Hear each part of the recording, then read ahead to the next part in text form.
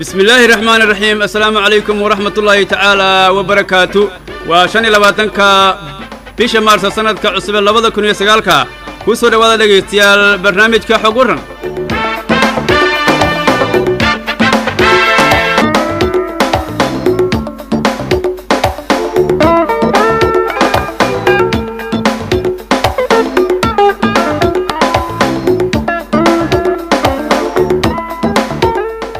وهاجا دغتيال maanta qodobada aynu ku qaadaa dhig doona guud ahaan barnaamijka xog waran waa sanad gudaha lixaad ka soo wareegtay markii ugu horeysay idaacadda Hoon Afrika laga tabiyo barnaamijka xog waran waxaad maqli doontaan qaabkii ugu horeeyay oo ku soo bilowday barnaamijka xog waran iyo ninkii u bixiyay magaca imanka wata barnaamijka xog waran galab ayaan isku dayay markaa inaan bal magac wanaagsan helo طبعا xaajadu waxay ku wanaagsan tahay hadii goor-roga dhowr magac baan qoray muddo saacad meelahaas aan ku dul fakarayay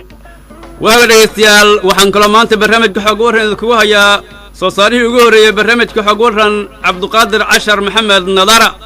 أيضا وصول هاي وهذه سلامة يا اختلاف ترتيبنا يو السياسة ونفسك كلام كوا سياسة كوجه برنامج حقورن. وكان لدينا محمد عبد الله عادي سيدي واسنا كم ده صارياشة برنامج كحقورن أو كنا مقالة نيروبي أدلك كينيا. عبد الناصر الله بدو ما سنتها برنامج كون كله هاي وين كان عملينا يا سنة كورة سي لحد برنامج كحقورن. لنا عكلا واحد مقاشان هيست اللي يقان قال صدق تاسو لوجو بدل هيستي هاي حريرها أدونك دبه العاية يا تريي محاكو قصبي واسننكي. قخيفا لغدا ودقيا جرررر قوانين تأدوك لغلو حينيا برنامجka ayaad kaga bogan doontaan abwaan cabdikariin shire sandere oo isna ka qayb gali doona maanta barnaamijka xog waran waa mar kale dhageystayaal barnaamijka xog waran aradu xor aha lagu sanaya umiya jiriba weerar lagu qumiya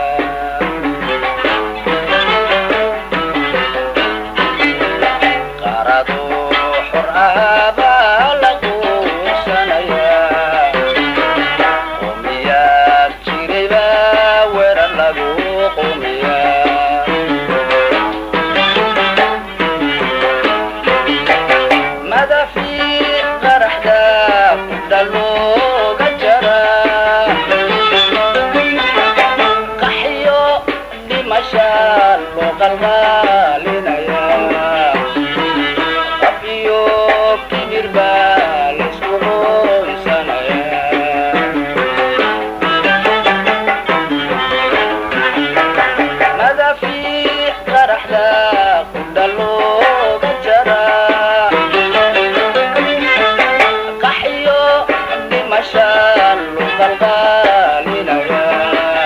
وهجاك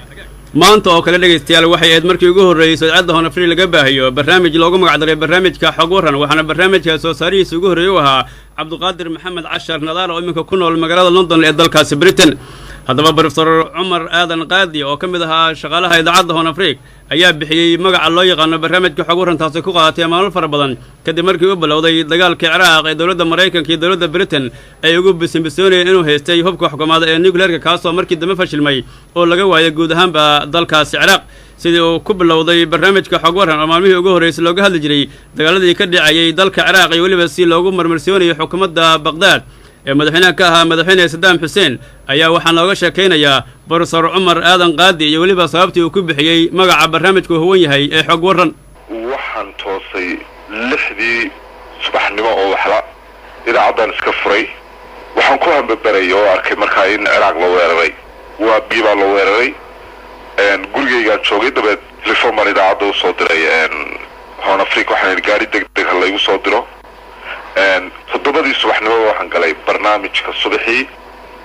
bal wararkii ugu dambeeyay baan markaa toos sida Ciraaq loo weeraray in la isku dayay in subaxaaba Saddam iyo labadiisa inaan la kharajiyo oo markaa ay ku taamayeen ama ku doodayeen inka la yiraahdo Bush iyo maamulka Mareykanku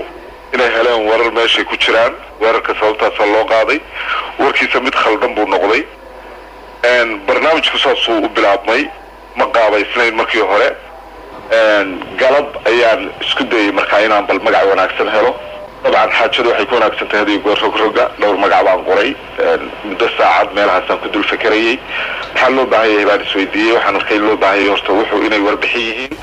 laakiin inaan warbixinayo warar lagu koobnaanayn oo dulka xaadis aanay ahayne in hoos loogu dhaadhaco oo lafagur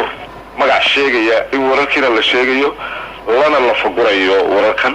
taariikhdoodii iyo raadraacoodii la sheegayo siday isugu xidhan yihiin meelaha kala duwan ee adduunka iyo siday u khusayso magac koobi kara xataa kelmadan lafagur mar baan isiri ma ka dhigtaa laakiin xoogaa magacu sidii wax qallafsan buu noqday in barnaamij loo bixiyo dhowr magac markaan rogrogay waxaa ii soo baxday markii dambe magaca ugu habboon inuu yahay xog waran oo runtii sheegaya inaad warramayso laakiin inaad xog baadhay midda kale xogo fara badan aad xiriirinayso markaana aad ma wara alcanaawiin ciwaanka dusha iyo hadalka la yidhaahdo iyo maxaa ka dambeeya hadalka maraykanka ka soo baxa ama ingiriis ka soo baxa ama spain ama hadiyo goor sidiisa looma qaadan karo dan baa laga leeyahay markii dambe magaca ugu habboon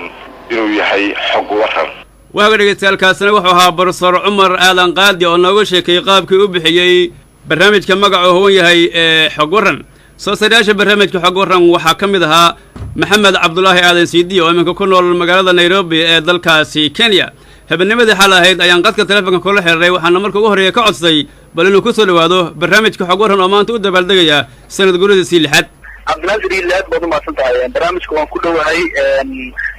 waan idinkaga hambalyaynayaa sanad guuradaasi lixaad ee barnaamijka xog waran waxaad u sharaxdaa dadka ku dhegaysanaya markii ugu horreysay ee barnaamijkan aad qabatay waad mahadsan tahay iidle runtii barnaamijka waxay ugu horreeyey markii aan kusoo biiro waxay ahayd sanadku markuu ahaa 2006 weliba markaasi si rigli ah ayaan barnaamijkan usoo saariyey hore waxaan la wadaagi jiray cabdulqaadir maxamed cashir nadaan oo barnaamijka soo saare ka ahaa markii aan afrika kusoo biiray qaab ahaan waxaan ka shaqaynayay dhinaca warqabadka oo afrika oo wararka internationalka ayaan samaynayay maamulka ayaa waxa ay go-aan ku gaareen inaan ku biiro barnaamijka xog waran oo barnaamijyada ugu dhegeysiga badan ee idaacadda horfay ka mid ahaa waxaana si toosa ugu biiray barnaamijkaasi oo cabdulqaadir maxamed cashir nadaan uu soo saarayey waxaa lagu xusi jiray mararkaasi dagaalkii ciraaq oo meelo la marayey iyo kadib ciidamada mareykanka ay dareen waxaa soo saari jiray sheekooyin madaxday waxyaabaha aljazeera ay ka samayn jirtay caalamka oo kale waxaan xasuustaa oo aan ka diyaari jiray barnaamij la oran jiray siriil alqaaya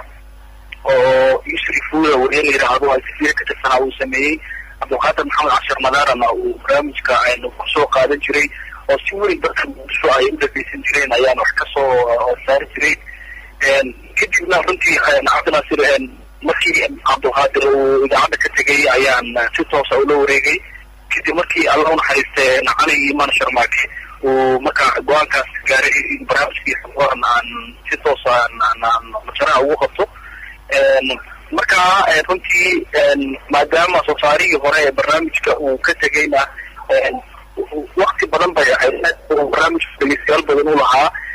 marka waxaan isku dayay anagoo kaashanaya qaar kamid a wariyaasha idaacadda horfay in barnaamijkii sidiisii uu ku socdo oo weliba waxyaabo badan aan kusoo kordhino waa gartay marka maxamed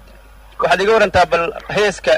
qalalaasa dagaal maadaama intii aad barnaamijka soo saaraysay oo si wanaagsan ugu soo caanbaxay idaacadda hon africa taariikhdiisa waad maqsan tahay runtii sidaad ogtihiin hees halkuligiisu ahaa hareeraha adduunka dad baa hulcaya ayaa barnaamijka xog waran lagu soo saari jiray oo uu caan ahaa markii cabdulqaadir maxamed cashir nadaara barnaamijkii aan kala wareegay oo anagii barnaamijka aan la wareegay ayaa maamulka idaacadda hon africa axmed cabdisalaam xaaji xaadan dhowr jeer oo aan markaa barnaamijka ka wada hadlaynay waxa uu ii soo jeediyey inay habboon tahay in hees kale barnaamijka lagu raadiyo maadaama hadda xoogaa dagaalka ciraaq sidii hore uusan ahayn qaabka adduunkuna uu wax badan iska bedelay waad ogtahay hareeraha adduunka dad baa holcaya markii la yidhaahdo maalintiisa dad baa holcaya marka bal si xitaa nabadii qayb uga qaato oo iyo xasilinta caalamka lafteeda dadka dhegeysanaya inay barnaamijkan xoogaa niyadii qaab ahaan in caalamka wax badan iska bedeleen ay u dareemaan ayay ii soo jeediyeen madaxda idaacadda Honafriq kadib waan fakeray Cabdinaasir waxaan kaydka Honafriq ka raadiyey bal hees aan oran karo heeskan in lagu bedelo hareeraha adduunka dabahaya markii kaydka aan baaray oo Xasan Jacfur saaxiibkay la tashtay waxaa la waayey hees markaa barnaamijkii lagu bedeli karo ayaa markaa la waayey kadibna markaas waxaan go-aan ku gaaray bal inaan la tashto fanaaniinta magaalada Muqdisho jooga oo qaar badan aan saaxiib ahayn xagga fanka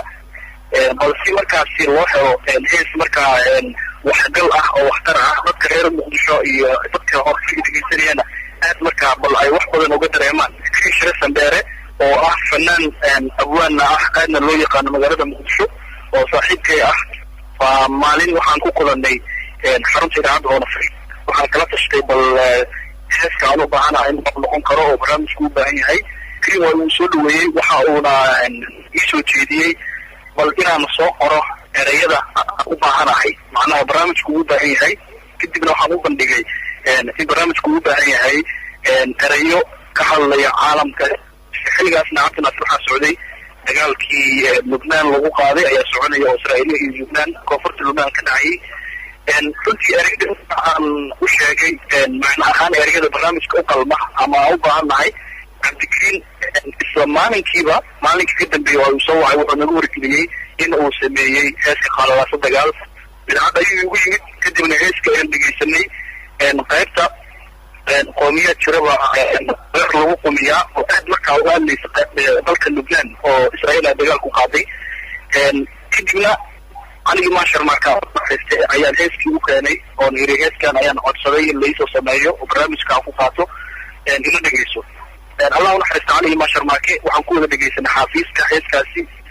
uuna Ali Allah una xariistay uu ii dooqay qalalaasa dagaal baa loo qiimihii nolosha la khasaarinaya qalab baa qaran lagu saxayaa qaybtaas Allah una xariistay inaan qaado oo barnaamijku lagu celceliyay fikradeeda waxaa lahaa anigii maashar markaa sida iminka uu barnaamijku uga baxo idaacadda Honafriq maadaama aad ka mid tahay dhegeystayaasheeda weli maxaad tabaysaa aad iyo aad si fiican waa su'aal muhiim ah runtii anigu waxaan aaminsanahay barnaamijka xog waran inuusan waxba iska bedelin adigoo ah saaxiibkay ayaa waan xasuustaa inaan barnaamijkan anigu waan ka wada qaybgeli jiray xilliga asfaaraha ka ahaa marka waxaan isleeyahay barnaamijkii sidii si kasii fiican iyo mar walbana marxaladda ayaa uu barnaamijku ku saabsan yahay waxaan aad u daneeyaan aan u dhegeysanayay isbedelka ku yimid waddanka Maraykanka iyo meelo badan oo caalamka sida aad u falanqayseen adiga iyo weliba saaxiibada qaabka aad uga hadlayseen aad baan u arkaa inuu barnaamijku isbedel fiican uu sameynayo runtii waa ku mahadsantihiin in shacabka dhegeysanaya barnaamijka xog waran oo weli aan idinka goyin shacabkii oo weliba sii kordhaya mar walba inaad markaa u gudbisaan xaqiiqda aniguna waxaan ka mid ahay weliba dadka barnaamijka ula dhegeysta weliba marka heeska Qalalaasa Dagaal aan maqlo ayaa si aada aan markaa aan u dareemaa u xasuustaa xilligii mikrofoonka aan hor fadhiyey barnaamijka aan soo saari jiray iyo mararka qaar aan marayo magaalada Nairobi sidii dhexdeeda oo dadku marka heeska uu soo galo farta ugu fiiqaan waxaan jeclahay inaan ugu dambeyntii halkan aan ka faa'iideysto oo salaamo dhammaan dhegeystayaashii barnaamijka xog waran ee saaxiibada aan barnaamijka ku ahayn gaar ahaan Professor Omar Adam Qadi oo barnaamijka igala qaybgeli jiray isna aan ku ogahay magaalada Nairobi la jooga aad baan u salaamayaa iyo intii ka qayb qaadan jirtay barnaamijka aad baan u salaamayaa waxaan leeyahay sanadkiisa kale bashbash iyo barwaaqo aan ku gaar waxaa dhegeystayaal aad buu u mahadsan yahay Maxamed Aadan Cabdullaahi Siidi oo iminka ku nool magaalada Nairobi barnaamijkana maanta nagala qaybgeliyay dhinaca kale Siidi wuxuu ka dhawaajiyay heeska la yiraahdo Qalalaasa Dagaal heeskaasi yaa curiyay maxaase ku qasbay inuu curiyo abwaankaasi waa kan Cabdikariin Shire Sandere oo isna ku soo dhaweeyay inuu maanta nagala qayb qaato barnaamijka xog waran maadaama aan u damaaldegayno sanad guuradii lixaad ee ka soo wareegtay markii ugu horeysay ee barnaamijkan laga tabiyo idaacadda tan Honafriq waa ku dhawahay aad baa u mahadsan tahay bal marka ugu horeysa waxaad dhegeystayaasha maanta ku dhegeysanaya sharxaad uga bixisaa abwaane bal sababtii aad u aliftay heeska la yiraahdo Qalalaasa Dagaal heestan Qalalaasa waxaan u alifay markii aan arkay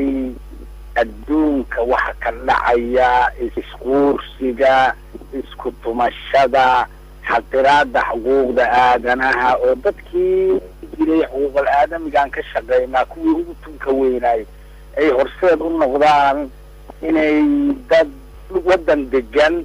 ay iyagu ku ablikaareeyaan fikirkooda inay qaataan hadday qaadan waayaanna madfac lagala daalo ilmaha iyo carruurta markaan arkay jumciyadda qurumaha ka dhexaysa go-aamada kasoo baxaya oo qaladka ah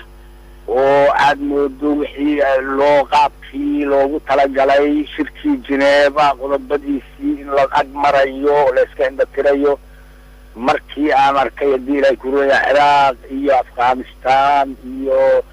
ilaahay kuma darade Falastiin iyo xataa Soomaalida nafteeda in la soo hujuumad ogtahay in ciidamo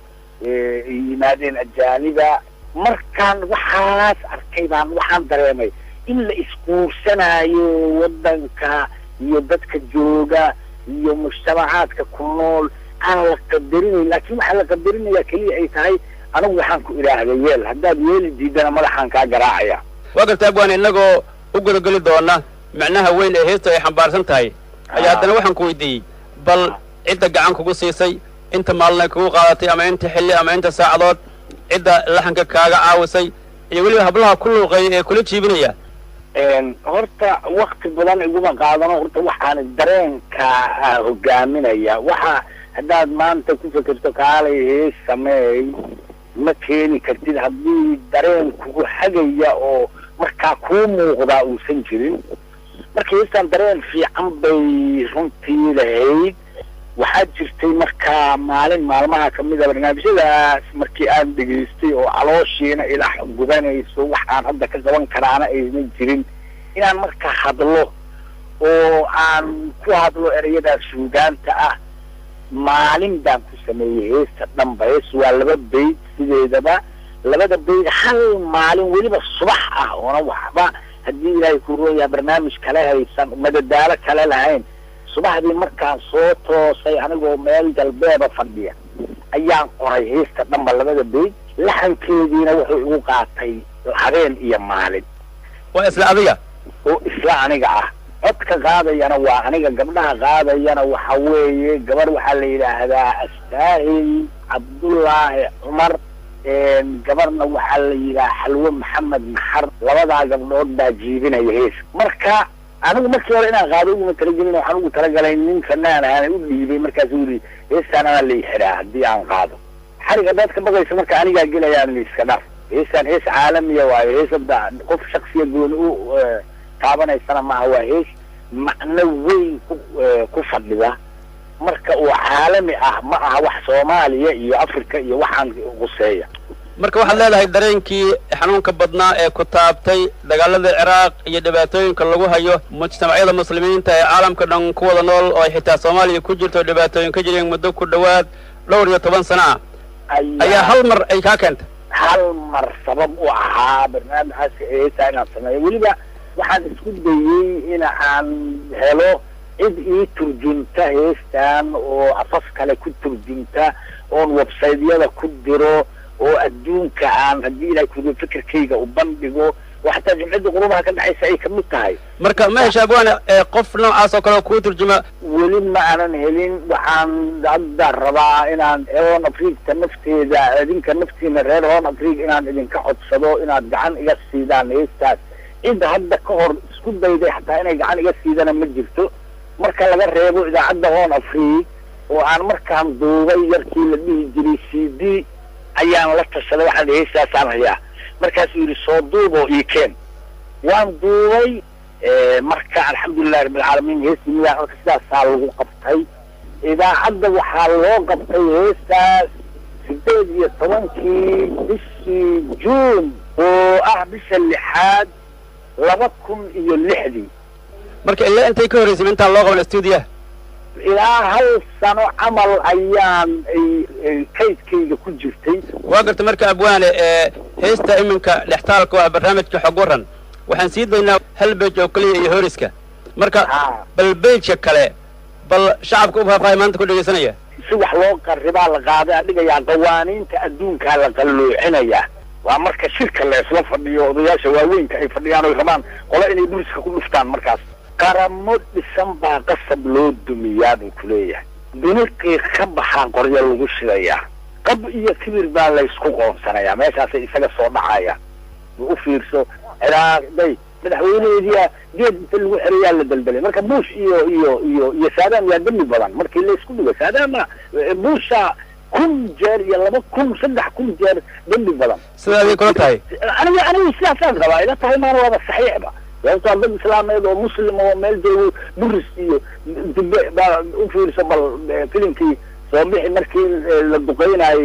magaaladii oo sunniyiintu deganaa jirtay sidaas waxa weeye markaas oo kale ayay caloosha ku xanuunaysaa waaga dhegeystayaal aad buu mahadsan yahay abwaan cabdikariin shire sandheere oo barnaamijka maanta nagala qaybgeli ahaana abwaankii ama ninkii ku luqeeyey heesta la yidhaahdo qalalaasa dagaal guntii gabagabada ee barnaamijkaan soo gaar dhegeystayaal waxaa barnaamijka marka ugu horreyna asna aan ku soo dhaweynayaa aasaasihii amase ninkii ugu horreeyey ee barnaamijka xog warran ka daadahiya idaacadda hoon afriig 2003 markaasoo ahayd markii uu bilowday dagaalkii ciraaq ee dowladaha maraykanka iyo britain ku soo qaadeen waxaana ka codsaday bal marka ugu horreysa cabdiqaadir nadaara oo dhegaystayaal badan ku leh gudaha magaalada muqdisho weliba dalka dibaddiisa inuu ku soo dhowaado barnaamijkii uu daadahan jiray ee la yidhaahdo xog warran oo maanta aan u xusayno sanad guradii 6aad ee ka soo wareegtay markii ugu horreysay laga tabiyey idaacadda hoon afriig aad baan ugu soo dhowahay waan salaamayaa shakhsinaasir digidle iyo dhegaystayaasha hoon afriig gaar ahaan kuwa sida aadka u dhegaysta barnaamijka xog warran waa garta cabdiqaadir marka maanta waxaanu dib hadlegaynaa sanad guurida 6aad ee ka soo wareegtay markii ugu horreysay idaacadda hoon afriig laga baahiyo barnaamijka maxaad is leedahay barnaamijka waa ka dhiman yihiin oo aad maanta u sheegi kartaa dadka ku dhegaysanaya wallahi horta waxaan kaaga mahadcelinayaa cabdinaasir sida wanaagsan ee barnaamijka hadda aad ugu dadaashid oo aad u wadid oo aad xoogga u saartid siyaasadii barnaamijka aanu marka hore u samayna ahayd qadiyadda islaamka iyo carabta in dadku ay wax badan ka ogaadaan oo ay ka fahmaan waxaadna moodaa in weli barnaamijka uu sidiisii ku socdo waana idinkaga mahadcelinaya runtii barnaamijka oo weli mid jiro oo shaqaynaayo oo rag weliba annaga fiican dadaal badan ay sii wadaan waxaa sidoo kale aan fursaddan qiimaha leh jecelahay inaan halkan aan ku salaamo dhammaan dhegaystayaasha barnaamijkan xog warran oo runtii dad aad u fara badan ay ahaayeen waxaan xusuustaa waay barnaamijku uu bixi jiray oo kale in abwaanada qaarkood ay dhihi jireen war annaga barnaamijkan gabayo u samaynayna abwaan abshir bacadle oo kale oo isagoo bakaaraha jooga naga codsanayay barnaamijka qiimaha uu leeyahay u gudbiyo odagaan ka qabana uu leeyahay cidii habeenkii uu sheegana maalinkii uu sheego habeenkii bay jirtaa waa barnaamij wanaagsan waa garta cabdiqaadir bal waxaad dadka uga sheekaysaa markii ugu horreysay sidii uu ku bilowday barnaamijka xog warran iyo weliba waxyaabihii ugu xiisaha badnaa ee adiga ku cajab geliya barnaamijkan markii hore waxa uu ku bilowday si oo aan ahayn aan loo diyaarinin waxaa dhacay dagaalkii ciraaq 20 bisha maarso sanadkii 2003 duqayntii horeysay dagaalkaas markii u dhacay kadib waxaa bilowday in laga hadlo dagaalkaasoo dadka adduunka jooga oo dhan ay u gooni waayo waxaa la saadaalinayay alaaqiyadu haddii laga awood roonaado inay isticmaalayaan hubka khatarta sida markaa maraykanka iyo ingiriiska ay sheegi jireen ayaa maamulkii hoon afriig alla u naxariisto cali dimaan sharmaake iyo axmed cabdijooga waxay iisoo gudbineen in barnaamijkaas si wanaagsan looga hadlo oo dadka wixii markaas socday loo soo gudbiyey markii hore waxa uu ku bilowday barnaamij gaara oo looga hadlayo dagaaladii ciraaq kadibna markii barnaamijkii dagaalkii waqtigiisii uu sii dheeraaday ayaa magaca xog warran waxaa keenay professor qaadi oo runtii ka mid ahaa dadkii barnaamijka igala qaybgeli jiray oo runtii aad barnaamijka dadkii ahaa waana salaamayaa hadduu maqlaayo marka runtii barnaamijka sidaa ayuu ku bilowday dadkuna aad bay u xiisaynayeen xiisahaas waxa keenayna waxay ahayd inta badan waxaanu xoogga saari jirnay oo aakaadi rasmiga ee jirta oo warbaahinada reer galbeedku ay qarin aan ka soo xigano kuwa carabta ah oo iyagu runtii aad uga safnaa ciraaqiyiinta iyadoo dagaalka markii dambena markii ciraaq la qabsaday uu isu bedelay muqaawamada iyo ciidamadii maraykanka oo barnaamijkii ku dhawaaqay oo mar walba sidaa uu ku socday ilaa markii dambe aan gaarsiinay barnaamijka inuu noqdo barnaamij qadiyadda islaamka iyo carabta xoogga saaraya waxaan ka hadli jirnay taariikhaha dadka islaamka ah iyo munadamaadka adduunka ee ka jira ama ururada adduunka ka jira ilaa markii dambe barnaamijka aanu ku soo qaadan sheekadii lajaabka lahayd oo dad badan oo dhegaystayaasha barnaamijka aad u jeclaysteen oo ahayd barnaamijkii aljaziira qaybta carabiga aanu ka turjirna ee ahaa silgaaya oo ka hadlayay qaraxyadii maraykanka sidii loo abaabulay sheekadaas oo sinaariyo ahayd ay aada dadka u jeclaysteen runtii waxyaabihii barnaamijka dadku ay aadka ugu xirnaayeen ayuu ka mid ahaa marka sidaa ayaa barnaamijka ku bilownay cabdinaasirow waa gartay cabdiqaadir dhinaca kale bal dad badan ayaad maanta dib u celisay markii aad xasuusay sheekadaasi musalsalka ay ka bixi jirtay janalka aljaziira ee afcarabeedka ku hadla marka maadaama aad ahayd soo saarihii barnaamijka waxaad dadka bal dib u celisaa hal sheeko oo arrintaas ku saabsan bal maxaad ka xasuusataa wallahi waan filayaa dad badan inay aada u xusuustaan waayo waxaan xusuustaa barnaamijka in dadka ay aad u jecelaayeen haddii ay tahay dhalinyarada haweenka caruurta ragga waaweyn waxaad moodaa inay arrintaas qof walba si gooniya u taabanayso oo ay jecelaayeen mararka qaar markii barnaamijka aanu jirin oo aan magaalada maraayo oo kale suuqa bakaaraha dadku waxay iigu yeeri jireen nadaara hani xaj maxamed caddaa goormuu diyaaradda ku dhufanaya meesha marka waxaad moodaa dadku inay aad ku dhadiyo diyaaradan aan meesha ku dhacayn oo aad wadid maalmahaan oo dhan goormee meesha ku dhici doontaa maxaa dhici doonaa dadku waxaa su-aalaha weydiinayaan cabdinaasiro marka bal waxaad tirisaa qaar ka mid a magacyadii dadkii baabi'iyey daarihii dhaadheera ee mataana ah ee maraykanka geyeysiiyey dhibaatada aanay ilaa iminka ka soo waaqsan marka aniga un raggii caanka ahaa ee hawlgalka waday sida barnaamijka aljaziira siriyo lilgaaya soo teginayo waxay ahaayeen maxamed cadda iyo hani xanjuur iyo rag aad u fara badan sida sheekadu ay runtii ku socotayna sheeko aad la yaab leh ayay ahayd oo markii diyaaradaha tababarkoodu ay qaateen ilaa markii eeraboorada ay tageen ilaa diyaaradda dusheeda ay ku sameeyeen runtii waxay ahayd sheeko aad u yaab badan taas waxay keentay in dad badan oo muqdisho jooga ay jeclaysteen in sheekadaas oo filin ah ay daawadaan oo loo turjumo markii dambena istuudiyaashii xamar ee islaamiga ahaa ayaanu ka turjumnay dad badan baa gatay runtii sheekadii aadka u xiisaha badneed ee barnaamijka xog waran soo marta ayay ahayd runtii muddo bil ah ayay socotay dad badan oo mas-uuliyiin ah iyo dad markaa caan ahaa oo magaalada joogay ayaa si toosa barnaamijka ku xirnaa mararka qaar barnaamijka markuu dhammaado waxaa dhacaysa in nala soo waco gaar ahaan si toosa telefonkeeda loo soo waco la yidhaahdo meel waxaad ku joojisay oo aad u wanaagsan marka berito miyaad dhammaystiri doontaa marka qof walba wuxuu sugayey in hawsha degdeg ku dhammaato laakiin sheekada aad bay u dheereed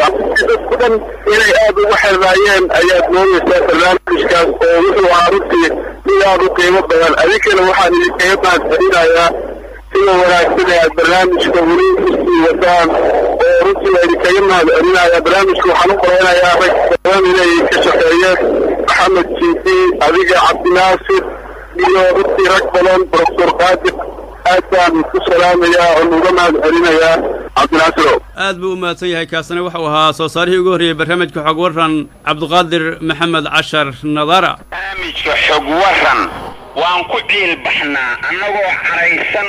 oo aanan waxba tari karin qalbiguna aad noo xanuunsanayo ayaan ku ciil baxnaa markii uu soo gala beecaan joojinaa shanqartaan joojinaa bakaaroo dhan waa la yaqaana xog waran baa soo gala naga aamusaale waxba lama gata dadku waa noo taagan yihiin markii barnaamijku uu dhammaadaan dad ciil baxay oo faraxsan oo dagaalkii ka galoo kaleaan isku malaynaa waaga dhegeystayaaalkaasina wuxuu abwaan abshir nuur faarax bacadle oo sidaad maqlayseenba sheegay sida shacabka ku nool gudaha magaalada muqdisho ay u arkaan dhegeysiga barnaamijka xog waran gebagabadiina waxaan dhegeystayaal maanta barnaamijka kusoo gebagabayna heesta la yidhaahdo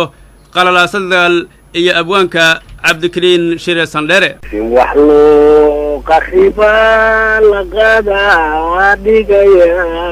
jarararara qawaaniinta adduunka la qalluucinaya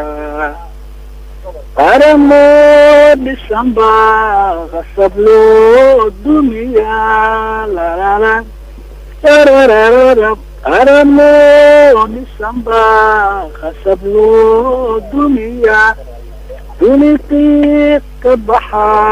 qorya lagu shidaya qab iyo kibir baa laysku qoonsanayaa qalalaasa dagaal baa loo qiilgayayaa qiimihii nolosha la khasaarinayaa qalad lagu saxayaa dhegeystayaal guud ahaana barnaamijkii xog waran maanta waa naga intaa waxaan u mahad celinayaa cabdiqaadir maxamed cashar nadaara maxamed cabdulaahi aadan cd brofesor cumar aadan qaado oo ahaa ninkii lahaa ama bixiyey magaca barnaamijka xog waran iyo weliba abwaanka caanka cabdikariin shire sandhere waa farsamadii maxamed cabdulaahi cabdisabax waa soo saaraa barnaamijka xog waran cabdinaasir idle oo idinkaga tegaya ammaano alla